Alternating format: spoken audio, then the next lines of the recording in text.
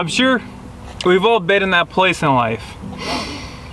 Your gut tells you to do something and you don't do it, and it was the wrong choice. Have you been there? I know I've been there plenty of times. I know girls get there a lot with men where they're like, oh, their gut says not to date this man, and then they date that man and it wasn't the right choice. I'm here to tell you today not to necessarily not follow your gut, but what if you don't have to follow your gut? Maybe your friend, you know, this gets confusing because you're like, which one do I listen to? Your friend probably told you that guy was wrong for you.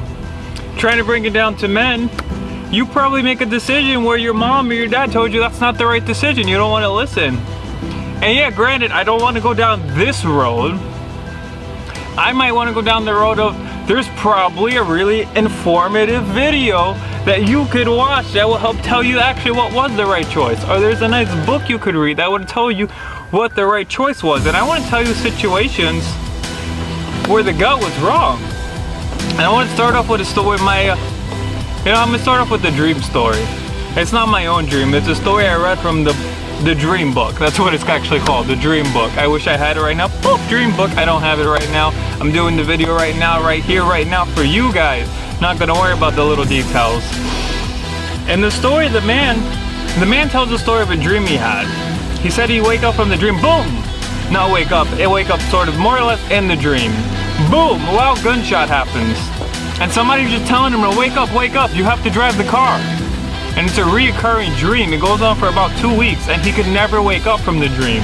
Boom, loud gunshot, and somebody telling him he's gotta wake up and he's gotta drive the car. And then one day, 2 weeks later, he managed in the dream to wake up inside of the dream, and to not just wake up and he's up in real life, he managed to wake up inside the dream, right? So, and then the dream stops. A couple weeks later, he's in the passenger seat of a car. Somebody else is driving, there's that loud boom. He doesn't know what happened at the time, but he became unconscious. Him and his friend who's driving the car are literally unconscious. And he felt a strong desire to just sleep. His gut told him what he felt in his mind was to sleep. That was just a natural human urge. He just felt like he wanted to sleep. Oh, I'm tired later.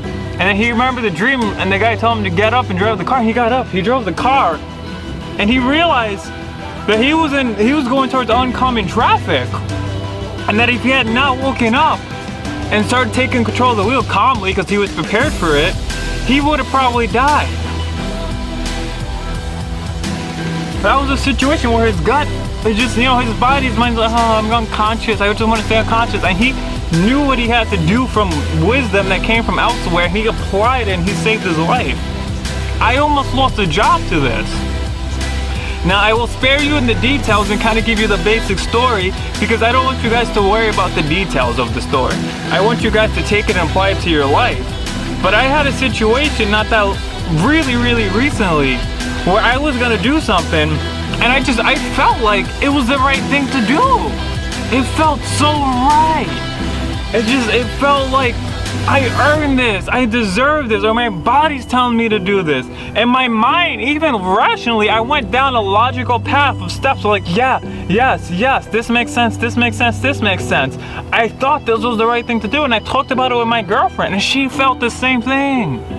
She felt like it was the right thing to do, and she even logically went down the same path. So in my mind, that's 4 people who agreed. Both our bodies, both our minds said this was the right thing to do.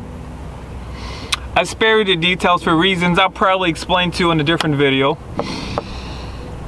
Point being, if I had done that, how did I not do that even before I get there? I read Grant Cardone's book and I watched videos by David Goggins. And they just kept telling me, take the path of most resistance. Really specifically David Goggins on this. Grant Cardone he led me sort of like going in that direction. And when I heard David Goggins, he kept me on that path. He told me, take the path of most resistance. And I'm like, but this feels right. But the other option doesn't feel right. Why would I do this? And I took the path of most resistance. I did the thing that did not seem right. And if I had did the thing that seemed right, I would have lost my job that day.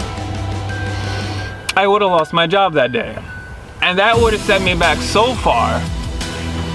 So far, it would have probably been a month, maybe a month and a half before I get another paycheck. You know, I gotta go apply to another job, get the other job, work the week, wait for the paycheck. You know, it would have put me in a financial burden. Right now, I would not have a job. Right now. If I had followed my gut, I would have done the wrong thing. And I kind of want to come back to that there, take the path of the most resistance in life. Our mind and our body are concerned about our survival at this very moment. They're not concerned about if you're gonna be rich and successful in the future. They're like, right now, what's gonna help you survive?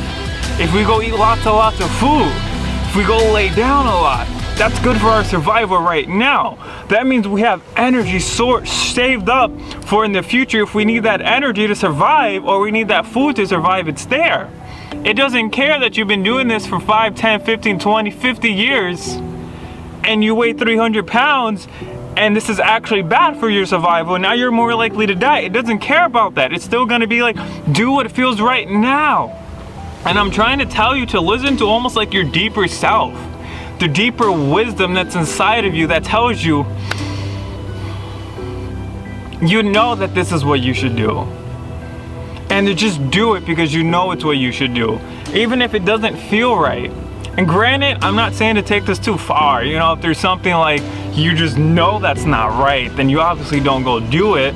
But sometimes you need to do the hard thing. Getting up early, going to the gym, working out, exercising, eating right. It's the hard thing to do. I hope you don't hear my phone ring, and I thought the volume was off, and it's kind of messing with my vibes right now.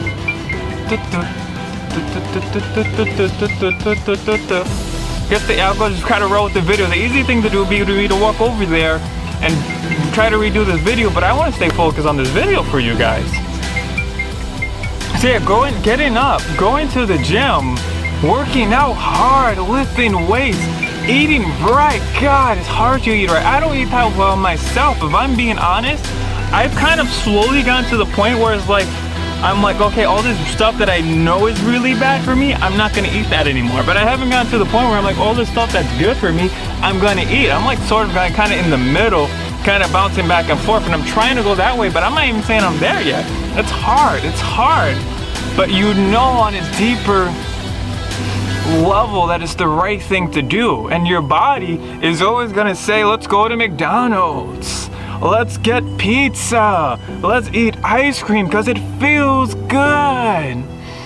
But you know it was not the right thing to do. And in my next video, I'm gonna talk about the 3 layers of motivation. In case you're having trouble actually doing the right thing to do, I'm gonna break down how to make it easier for yourself to do the right thing. So I hope you guys check that out. I hope you guys subscribe, and I hope you guys have a better life because you saw this.